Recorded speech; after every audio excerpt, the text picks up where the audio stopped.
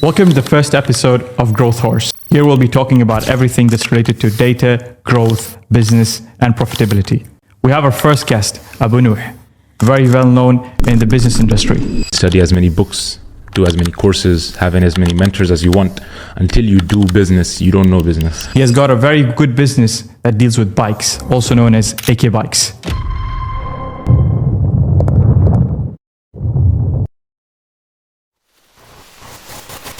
But before we start with this session, Abu Nuh, I want us to take a step back. I want us to create a connection for the listeners and the viewers. I want you to tell a story that is very real, very raw, and extremely relatable. Something that no one has ever heard except yourself. If there's something that you could tell to create this moment that makes sure that the viewers listen to this podcast to the end of it, then I would like you to share this one with me.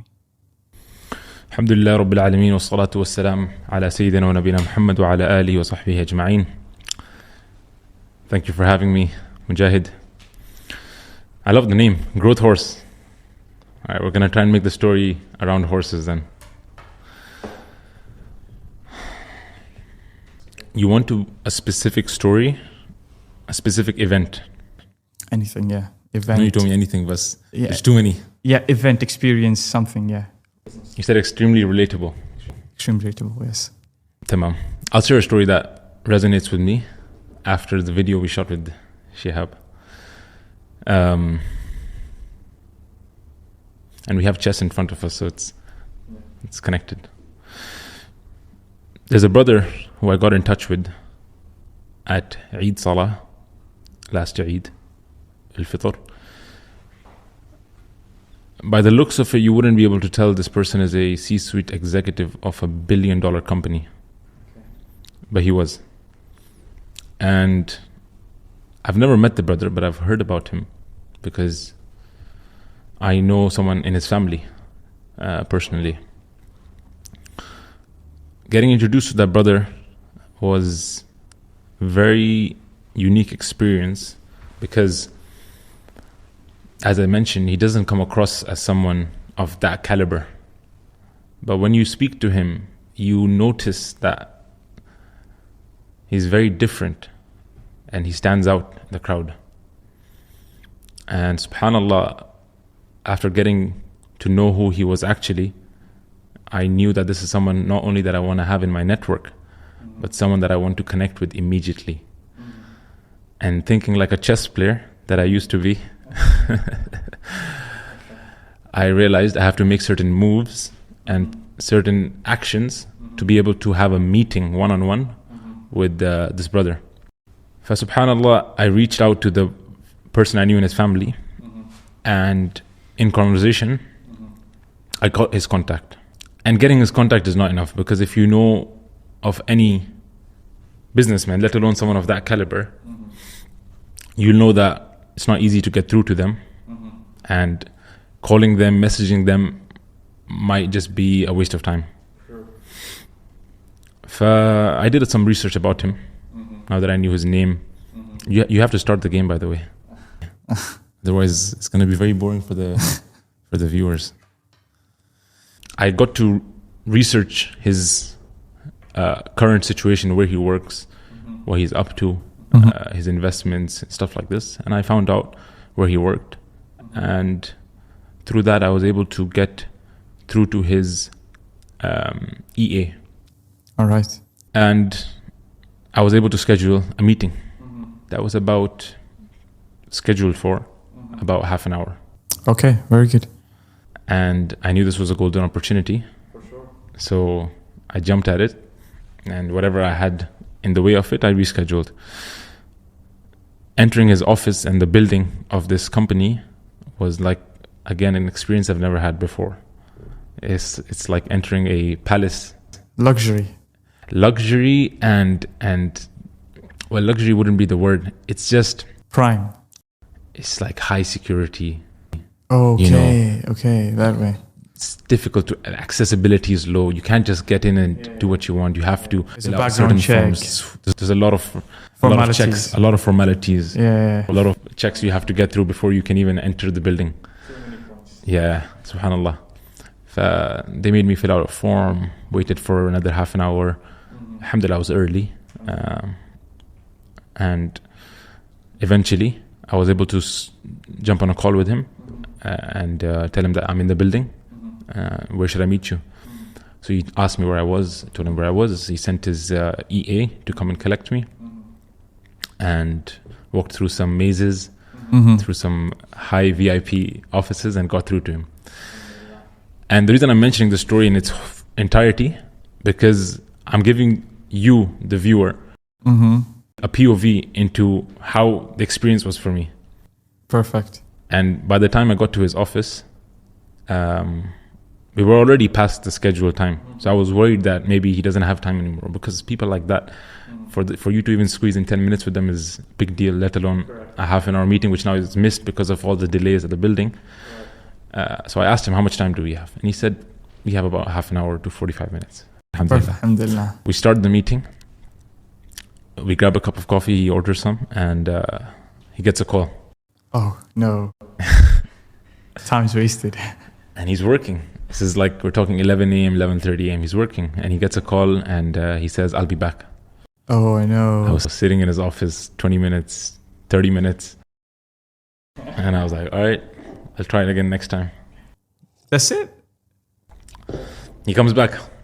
Okay, he comes back. I thought, khalas, he's gone. I thought that in the moment. He comes back and I spent 8 hours with him. 8 hours. 8 hours with him. Straight 8 hours. Straight 8 hours. And Mujahid, when I tell you, those are the most valuable 8 hours I've spent in my life. Really? Allahu Akbar. Really? I wrote books to myself SubhanAllah. after having that meeting with him. 8 hours. 8 It's a very long time. hours. With one person is a very long time. Forget one person. Think about the person that you're having 8 hours with. SubhanAllah. You're speaking to someone who maybe in your 40s and 50s you might get an opportunity to meet and have a interaction and build a network with. This is someone who I went into conversations that I can't even speak about. Yani NDA level. SubhanAllah. But alhamdulillah, it's a catapult to the conversations we're going to have, because a lot of what he mentioned was helping me formulate and plan and orchestrate the direction that my company is heading in. Mumtaz, excellent. Because we're speaking about the growth and the heading towards the direction that you're going to go, why don't you tell us already what's happening and how it started, and what position is it right now when you talk about business? My company, AK Bikes, named after me, was a very dear company to me, or is a very dear company to me. And it wasn't named that. We had to change the names twice.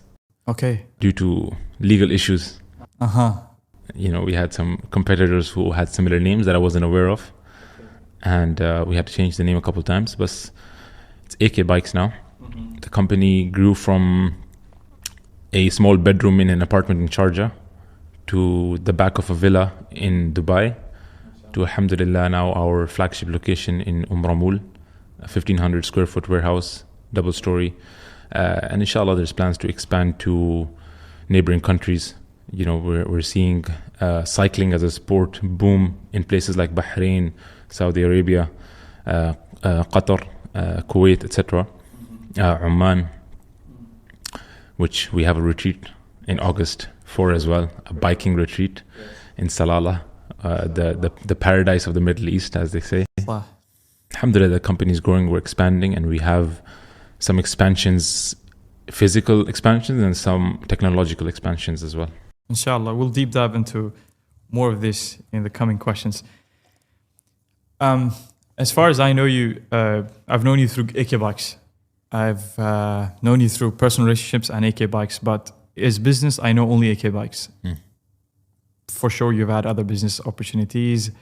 You might have tried, failed, and then thought of AK Bikes. Tell us a little bit more about that, failures at the early stage. There's this notion which I've heard often, and it doesn't sit right with me, which is your first business is never going to be your successful business. And I get where it comes from, because there's a lot to learn when you're getting into business. You can study as many books, do as many courses, have as many mentors as you want. Until you do business, you don't know business. Correct. Same applies to driving. You can do all theory tests in the world until you get in the driver's seat, put the clutch down, change gears. You're like, okay, this is happening, this is real. And you face all the resistance in the world when you're in that. AK Bikes was truly my first business. Oh, really? It is, alhamdulillah. And every venture I had before that was never a business. And I'll mention why, because my definition of business is slightly different to maybe yours.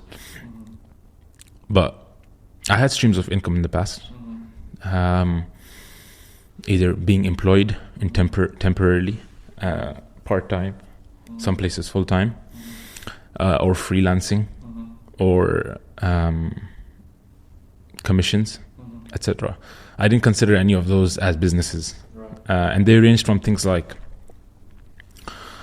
tutoring students for classes, working at a bike shop. I've never told anyone, at least on camera, that I actually was. So we have some content that nobody knows. We have. I think everything I'm saying till now is people I've never said on camera. I've worked in a bicycle shop, and I'm not going to name it, but I've worked in a bicycle shop for a period of 2 months, and the reasons I did that was very personal, but that's what catapulted me to then being able to have my own company, and growing my company. In fact, now that I think about it, I actually had already started my company before I joined this bicycle shop. So my business was running whilst the CEO of the business is employed in another bicycle shop, and my team was running it. It's not recent, it's a long time back, but it just is a point of conversation that we can have. Yeah, it's a chess move. It's a chess move, let's go for it. You've been stalling for too long. Let's get the horses out. Here we go. I've done its and bits here and there. For me, a business requires some sort of establishment, whether virtual or in person. And business requires you to not employ yourself. If you are self-employed, you are not running a business. Yeah. You are So not an entrepreneur, basically. You're not an entrepreneur. Yeah, right. You're self-employed. You're self-employed. And I was self-employed, and I was freelancing, and I was an employee, and I did all of those things. But the first time I actually had my own business was when I launched AK Bikes, employed people, was working on the business, not in the business. And that's why I believe this is my first business. And alhamdulillah, so far it's been successful. And that's why I don't necessarily agree with the notion that your first business will always be a failure. And it's your second business that you'll be successful. Every new business has its own challenges. And there's tons of challenges that overlap from business to business. There's business owners that are running traditional businesses, have a set of problems, and the ones that are running the tech businesses, they have a set of problems. Yours is a very conservative one. Traditionally, you have a product that you're selling in a shop, and then you have a service right after that. Correct me if I'm wrong, but that's how you go. So what is it that you have learned from other businesses when you were starting your own thing? Or was there a learning experience, or was it like I learned it on my way, the hard way? SubhanAllah, cycling for me was a passion. It was a passion project that segued into a business. I was a competitive mountain biker for a few years of my life, and I would race in competitions in the youth category in places like Dubai, Sharjah, and Fujairah. MashaAllah. And Ras Al Khaimah. All of the UAE. SubhanAllah. Except for Abu Dhabi and Ain. I mean, mainly where there's mountains, right? So you have Hatta, you have Taween and Fujairah, you have Jabal Jais. And I was in cycling groups, and I was running a workshop from my bedroom. Me and my brother, we would live together in the same bedroom, and I got rid of my bed and slept on the floor, and would put bikes instead. Something similar I had one of the founders say as well. Like, but beds usually take the most of the space, and 100%. You only use it for sleeping. So why don't you get rid of it? Always get rid of the bed first. Yeah, it's the first step. Yes, mashallah. want to just understand, because you're handling so many things that I know of, which is not just your business, but other things around it. So what does your typical day sort of look like? Or do you plan it around events that are very high priority? Do you have specific days for specific things? How does that scheduling go about? Look, I'll tell you my ideal day, and I've had ideal days, and those for me are treasures that I hold very dearly. But the reality is, as a businessman, it's very difficult to have an ideal day every day and to follow your routine and schedule every day. I'm currently a mentee of a brother who's a CEO, provocateur, Fawaz Ishola, and he has a program called Live by Design, essentially assuring that CEOs and founders and businessmen are able to balance their growth of their business along with all the responsibilities that life throws at them.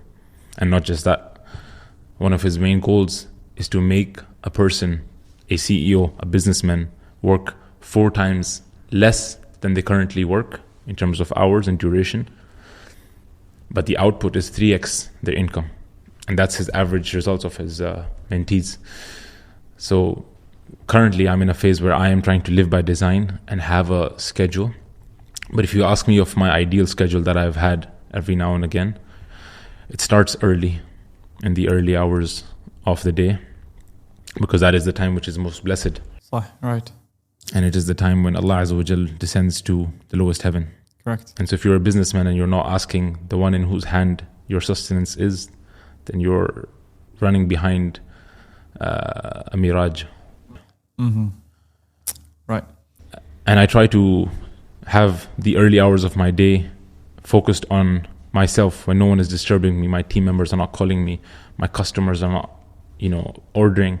It's a time when it's for me, for my health, for my spirituality. Fair. Not even my family are going to be, bothering me at that time. And when you start something on the right path, wallahi, the rest of the day follows suit. Yeah, it's secluded for just yourself. Now, excellent. I'd like to now get fully into business. let's go for it. Okay, so these questions might revolve around how you have done business so far, and then we will slowly move towards what's the vision, what's the goal that you're looking forward to. Like you mentioned in the beginning, whatever the expansion strategies are and the future plans of the business, right? Now, you mentioned that it's a traditional business model. You mentioned that you obviously have different set of problems than the other tech companies, the other founders or the business owners. But the core of the business for any business in the world lies in the business revenue, right? If you have more revenue, then you have more, you go that way, you see the growth, you see the profitability, and that's how you work. And at the core of the business is the customer. From that perspective, how do you, let's say, approach the client acquisition strategies? How do you approach sales? How do you approach marketing and the very client-facing jobs at your business? It starts with a lead, a customer inquiring or interested in your product or service. We have a funnel through which we are able to categorize the kind of customer or client, what stage they are with the company. You have certain customers who are seeing your name for the first time. You have customers who are in the industry already into biking, and you are just to them another bicycle shop. So you need to understand what stage your client is at, your customer is at, and you need to then follow them through that journey, from then converting from a lead to a paying customer, and from a paying customer to a recurring paying customer, all the way up to the LTV, the lifetime value of that customer. And that kind of data is very valuable, and it's the kind of data that we're able to gather using certain CRMs. Right. One of them, at a very basic level, is Shopify. Shopify is a great software for founders and for businessmen and for new entrepreneurs to look at Reason being is because it's very user friendly. The UI is very easy. It doesn't require any coding for the most part. And you get basic CRM. You can set up email marketing, certain campaigns you can run through there. A lot of softwares have integrations and APIs connected straight to Shopify. So you have all those facilities available at your hand with very little skill set required. And when you have that kind of data of your customers, you are then able to know who your customers are and know what they value. Correct. One of the aspects which a lot of businessmen struggle with is they're racing to the bottom. Is when they're pricing their product or services, they feel if their revenue is not at the level that they want, they just need to keep reducing the prices. And this is completely opposite to what they should be doing. Because the reality is you're racing to the bottom. And you lowering the price to raise your revenue is only going to result in you having to lower your price again to then raise the revenue. Correct. So the only way to go about it is to raise your prices. Yeah. And the main concern that a lot of founders, because I am a founder, I understand, is losing customers. But the reality is if your customer values you for your product or service, and he sees something proprietary or something that stands out about your product or service, he will use you whether you price it 10x of the competition. Of course, that doesn't happen overnight. It's a process. Right. But you need to make sure that the customers that you are nurturing are customers who value your product or service for what it is, not for the pricing. Right. Because if they're valuing it for the pricing today or tomorrow or the day after, a competitor will come and price lower and all your customers will leave. Right. But if they are buying something because it's you, because you are the one face of the company and they trust you and they've built that relationship with you, then no competitor can steal them away from you. Yeah. The last part is about trust factor. And then obviously the relationship that you build is something that is not tangible. You know, you can't calculate the amount of trust being built that way. But if you build that trust, then obviously you can sell whatever you want to at whatever pricing that is feasible for the customer. You also spoke about the journey of how the customer comes in and the pipeline and the funnel, and you obviously have funnel optimizations in place.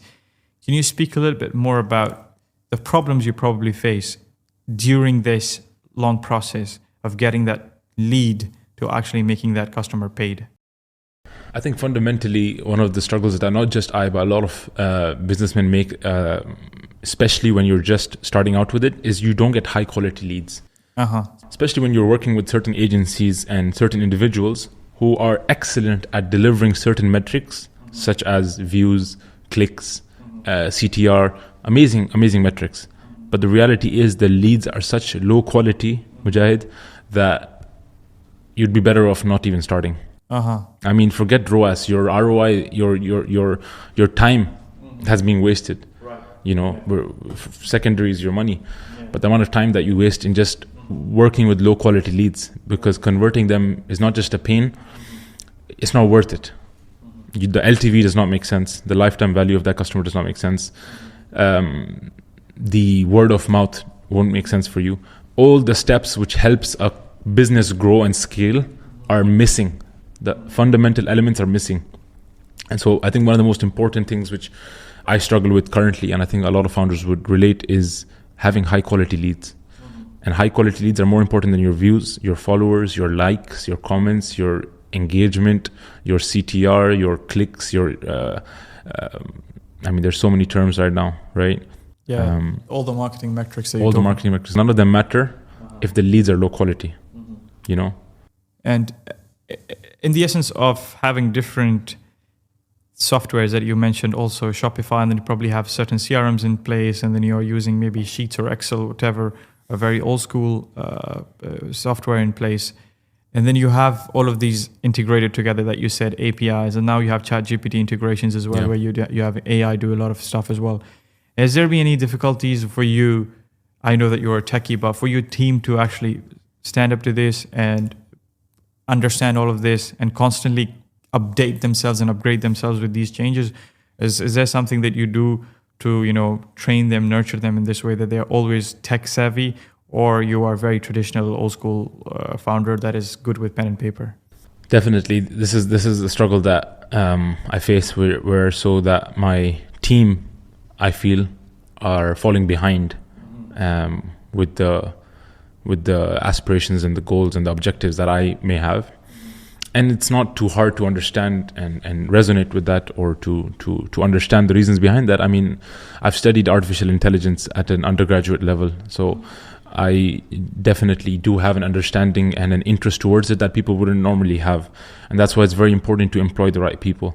And I've seen my job as a CEO is now a full-time hire. Yeah. Is all you do is hire the right people, right? Yeah. You are the HR. Yes. You are the person who's training your staff. Because the reality is there is talent out there. There is interest out there. There are passionate individuals out there who can bring a lot of good to the table. And they need to be not only sourced, but they need to be trained, and they need to be attracted towards your company. So if your company pushes for such objectives, such as integrating AI into its in platforms, into its systems, then I think a lot of people in the industry, especially the fresh graduates, would love to work for such a company that have those kind of ambitions in the pipeline and those kind of goals in the pipeline, and they also have the funding to back that. I usually have conversations with traditional founders, and they have mixed views about tech and AI and the advanced rate that we are progressing towards as a whole society, as a whole. Now, you are one of the traditional founders, traditional business owners, but you fall in the category of, let's say, Gen Z, right? So it's a very difficult or very unique combination. How do you actually face this, and what motivates you to continue in this manner, where you don't see that the customers might change, or the product might change, or the way the operations is done might change? How can any of that change if you are taking the same decisions, or if you are relying on the same technology? What is your, let's say, the viewpoint when it comes to technology in a traditional business or traditional business model? SubhanAllah, you see that a lot of people who have a certain viewpoint of artificial intelligence or technology as a whole, it's fundamentally because they are ignorant of it. You know, like we say in Arabic, "Man jahala an shay ada." Man jahala shay'an ada is when you are ignorant of something, you oppose it and you are against it. And this is something which is intrinsic to the human being. Is if there's something which is against what you know, what you are accustomed to, you will oppose it. You know, it reminds me of the tribes which live off the coasts in certain remote islands and are never interacted with society. You see how opposing and how aggressive they are with any point of contact, because man jahala an shay'in ada. The reality is the world is heading in a certain direction, and whether you like it or not, you need to jump on the bandwagon if you want to benefit from it, and if you want to stay relevant, right? This happened in the internet era when things started going online. This happens in every era, in the industrial era, when there was factories and manufacturing taken to the next level. Every era, and we are in the AI era. And every time there is a new era, you will have a side that opposes it and a side that is for it. And the best thing that you can do, whether you're in a traditional business or in a more sophisticated business, is know about it. Know about what is that which is new. Know about what is trending.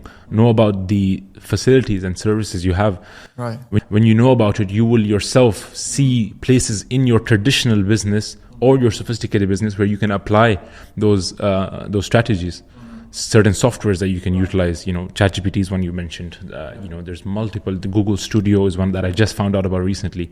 Google AI Studio. I made an ad for my Oman retreat in less than 60 seconds with bicycles and a panned out video, everything. And it doesn't even look like it's from AI. It looks like a drone shot. Is it Vio or Flow? What have you used? Google AI Studio.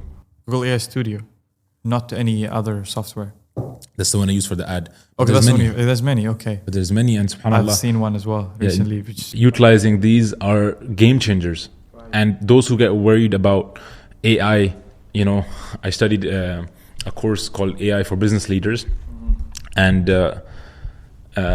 one of the topics that we discussed was business ethics, AI ethics, which is it ethical for AI to take away jobs? The reality is it will create more jobs than it takes away. And the only jobs it takes away is only to make society more and more efficient and more advanced. And this is not something which is new. It's happened from the beginning of time. There were times when we would have to plow the land ourselves. And now we have trucks and machines that do that, right? There was times where we would have to manufacture certain products manually, whether that's clothing or whether that's shoes. And now you have factories and robots that do that. So this is not something new. AI is just another step of advancement towards a more advanced society and towards technology advancing. Speaking about the decisions that you make to be more aware or educated, like you said, and informed about what's going on, and then actually understand whether this is going to be useful for my business, and then take that decision, right? So you're always relying on data to see whether this is being useful for something else, and then go forward that way. Right now, also, you might have collected a lot of data from your business, and that's how you take data-driven decisions. How important for you has it been to see all the data together, or see that what's going on in the business? Because you're probably running marketing activities, and then you have your sales, CRM, and then you have your operation softwares. Has there ever been a task for you to actually understand what's going on exactly? I'm blinded by the things that are happening. Has this feeling ever come to you, and what have you done to actually make things better? It's fascinating you mentioned, because this is the feeling I had just recently towards what you're mentioning, the insights in my company, because I fundamentally know from my studies and my research into AI that data is everything. And normally when these big conglomerates even acquire certain companies, it's for their data, not for their infrastructure, not for their revenue, not for anything. Their data is what's valuable, right? So what I've done to counter that is remove more things from my plate. I mean, as a CEO, I went from being the mechanic, the driver, the social media manager, the front desk, the salesman. I had to delegate all those tasks. And this is just another step in the way, which is I need to delegate more of the things that are low leverage on my plate so that I can focus on high leverage tasks, such as, looking at my insights. And one of the things I did for that was hiring an EA myself. Because fundamentally, I am the biggest bottleneck in my company. Yeah. And unless I am predominantly working on high leverage tasks, the company will never grow. Right. So having that EA gives me the reassurance that I can have a lot of things removed from my plate and then give more time to the things that push the needle the most. And from them is, as you mentioned, data-driven insights, looking into the CRM and following the customer journey. I mean, when do you have the time when you're in the business to sit down, open a whiteboard, and just draw the customer journey and see where the bottlenecks are, where the inefficiencies are, where the biggest dropout rate is? You're never able to do that. Open your metrics and look at your Google ads and look at the insights and the analytics, and you never get time for that if you're working in the business. Exactly. So the more you can delegate, the more you can remove things from your plate, is when you can make time for things like that. And then, yes, this is another thing, is once I'm into that field, I immediately and quickly realize I have no idea about this. I don't know how paid ads work. I don't know how to utilize my analytics in the best way possible. Okay, back to professional hire. Go and find high quality talent, or find an agency that can then run this. But you can again only do that when you make time for it. SubhanAllah, one of the things that our mentor Fawaz teaches us is a 15-minute reflection every single morning. That's just between you and a notebook, and your phone is across the room, and all you do is just spend 15 minutes with the notebook with zero agenda. You don't have any agenda of what you're going to write. But what that does is it gives you a moment in your busy day to just look at, okay, what's the highest leverage thing I can do today? What can I do today which will give me 1 month's worth of output? What is something that I can do today that will change the trajectory of my company? That will transform the way our customers interact with us. That will make our revenue 10x in 1 year. Like the questions that really matter as a CEO. So you need to make time for it. Wow. I mean, that's something new. Not many people might have followed, because 15 minutes early in the morning without the phone. The first thing is the phone in the morning, but to make that time is something definitely very useful. You spoke about the step one, I would say, where it's like delegation, and obviously elimination comes with it. Something that you don't need, you just understand that you don't need this, you put it in the bin. But you spoke about a very important point, which is delegation of task. For me, I think it's also the delegation, and after that, the second part is actually getting the right people to do the job, or getting the right agency or the company, whoever it is. Yeah. So you know that this has to be delegated. Okay, but how do I find this? Yeah. So exactly, after speaking to many founders that are actually running traditional businesses, because they don't understand the new technologies. You are very fortunate enough to be Gen Z and then traditional founders, so you're catching up very well. But most of them are in their 40s, 50s, manufacturing companies, distribution. A lot of them reading retail shops like yourself. So their model is very brick and mortar, right? At the end of the day, so they don't understand what is the importance of, let's say, the AI insights they could get. What is the importance of having data in one place? What is the importance of having? What is the dangers? What are the dangers of having a siloed data management? So all these things were something that actually fueled RCOR as a team, and we then came up with a software where we are actually looking at all of this at one place. So you're talking about operations, you're talking about finances, you're talking about sales, marketing, any other activities. Like, for example, you have a lot of logistics as well. You've got your vans going around the city and around the emirate to do the services. Now, what is the exact number? Like you said, what is tanking? What is growing? What is dipping? All of this, you don't have the time as a CEO to do it, apart from all the things that you're doing. So you need probably a software or something that is there in one place, that is built for you. It's done for you. It's a custom tailored service. And along with that, you're getting a product for the lifetime. So for the people that don't have much time and want the data in one place, there's a module that RCOR created. And inshallah, if you have time, we can run through it and you can see for yourself how that could be beneficial for a traditional business. And inshallah, the idea is to make traditional business owners more educated, informed, and take the right data-driven decisions. Because as you said yourself very well, that if you don't rely on data to take your decisions, you're just trusting your gut, which might be correct. Again, like you said, sometimes it's instinct-led, but we need to see that from business to business. You know, it's surprising you mentioned that, because the reality is a lot of the traditional businesses which are run by managements that are in their 40s or 50s, you need to understand where they're coming from. The risk-reward ratio for them a lot of times does not make sense. They're making X amount of income. They have a family. They've got children to feed. They've got employees to pay for. Things are running, and they've been running for decades. For you to come in and tell them, if you don't make a change, everything's about to go down to zero, is huge.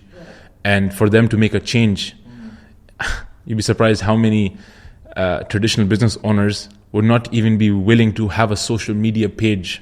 Right, obviously. Let alone, have a person or an agency come in and look at their data and actually help them improve. Right. So the risk-reward ratio a lot of times for them doesn't make sense. And one of the best ways, this might just be advice to RCOR as a company, is show the traditional business what you got. And I don't mean testimonials, I mean literally give them free value. And what I mean by that is the data that is available to you. And there's a lot of data that is available in the public eye. With the data that you have available as a public user, if you can show certain insights and show them the changes and the impact of those changes in their company before you've even had a meeting with them, that's a game changer. When you're coming to me, then you're not coming to me to offer me a service. You are coming to me as a client, a customer would, and pointing out all the fall-off points, all of the bottlenecks in my CRM or in my funnel, and being like, this has an issue, this could be improved, and actually giving me data-driven insights without me even having to ask you to do that. Yes, it's an investment that you're making and it's a risk you're taking, but how is that risk going to prevent you from what the company is supposed to do? That's what the company is supposed to do. And if you do that for enough number of companies, your level of acquisition of customers and of clients will skyrocket, Because now the traditional business owners, you've reduced their risk reward ratio a lot. And for them, the reward is making sense. You are showing them the reward. If you make this one change, these 100 customers a day who are dropping off will not drop off. So you're going to get 100 more people to see your site. You're going to get 100 more people through the door. Like, you're giving them data-driven insights for free. Like, this is just insights. Now tell them, do you want to fix it? Yeah. Okay. It's thinking one step ahead. Perfect. Being one step ahead. Yeah. Not just thinking. You don't just sit and give them. You actually do the work. The execution. You execute. You bring your homework and say, we've done the homework for you. Right. Fantastic. I learned a lot about AK Bikes, their growth, their data, their metrics. A little bit about their future now. What are the future plans? Obviously, you have the retreat coming up next month, but in a later future, the vision of the company, where do you see it, let's say 2 years from now, 3 years from now, partnerships, collaborations, everything of that sort? There's a very major change that we are planning to do with our company, which I wasn't planning on releasing in this podcast. There's a lot of things that you weren't planning, I think. Yes, there's a lot of things which I wasn't planning. We essentially are trying to build a platform business with AK Bikes, very similar to certain platforms that you might have come across, such as serenicar.com, Car Switch, etc. Essentially, what they have is a B2B auctioning platform for dealerships and even customers to bid on cars that they display on their auction. These are cars they don't even own. These are cars that you and I own. All right. What they do is essentially, if a customer approaches them, and this is the seller, you as the customer are the seller. For you, it's free, the process. They're not going to charge you anything. All right. You come, and your pain point is you're in a rush. Dubai, as a dynamic city, is all about time. How fast can you be? So if you are able to offer a solution to them that solves their pain in a very short amount of time, they're willing to pay for that, because there's a cost to that. That cost might not be a direct cost. It might be a psychological cost, an indirect cost. And that's essentially what these platforms are. Is when you come to approach these platforms, you are putting your car for sale and it gets sold within 30 minutes. As in, within 30 minutes, someone will bid the highest bid on your car. It's like an auction. It's an auction. It is an auction. It is an auction. It's a platform, B2B auctioning platform business. The middleman, which is the company, have not invested a penny into your car. However, they've allowed you and the dealer to meet through this platform. You sold your car to the dealer who you're never going to know of, and the dealer who's never going to know of you, and they take a cut of that. Now, marketplace auction. It's a marketplace auction. Now imagine scaling this up to the level that Car has, where they're selling thousands of cars a day across all their branches. They started as a virtual model, went on to become a kiosk in every mall, and then having massive warehouses where they're now even selling their own cars that they actually purchase. Applying this now in the bicycle realm is what we are trying to do, B2B as well as B2C, for customers to then be able to sell their bikes to businesses, C2B, as well as customers to sell C2C, customers to customers, etc., etc. This is the model that we're trying to go down, and offering the same sort of process as a lot of these companies do, where you have a expert technician, inspect the bike. You can use certain IoT sensors to detect for cracks or damage to the frame, and very quickly get like a 49-point inspection report, which now is going to be able to grade the bike. And you can also have a very basic version of this as a digital service available for free to any of your customers who are just curious how much their bike is worth. They can put certain details and get a rough estimate. Okay, your bike is worth between a calculator. Yeah. It's worth between 7,000 to 8,000 based on the model specs. The condition will define the final price, etc. But this is something which I've seen only in Europe, and so we're trying to target this in the Middle East. Inshallah, may be an easy one in terms of execution, because sounds very interesting for me. Yeah. As an idea. I'll quickly go through a very quick round. Quickly go through a very rapid fire round, which I previously discussed with you. That I'm going to have it, but I didn't tell you the ones. You didn't tell me the questions. Yeah, I didn't tell you the questions, so I'll have it. You have to be very quick. Are we going to rapid fire the game as well while we're rapid firing questions? Yeah, we completely. The viewer needs to see who wins the game. We're supposed to play 7. But I think I'll lose anyway, so I'll do the move. So it's this or that. You just have to choose one without any justifications. Okay. Okay. So Elon or Bezos? Elon. Starbucks or Costa? Starbucks. Remote or in office? Remote. Build or buy? Buy. VC or bootstrap? Bootstrap. ChatGPT or DeepSeek? This is going to be hypocritical. DeepSeek. Excel the or UI Google is too good Sheets? at ChatGPT. That's right. Excel or Google Sheets? Google Sheets. Okay. Speed or perfection? Speed. B2B or B2C? B2B. Data-driven or instinct-led? Data-driven. Sure. I think the last question aligns us very well with RCOR in terms of data and in terms of how we're looking to forward for businesses to grow and how we think decision making should be done. It should be done through data as the core of it. And it's happy to know that even traditional business owners like yourself also think that way.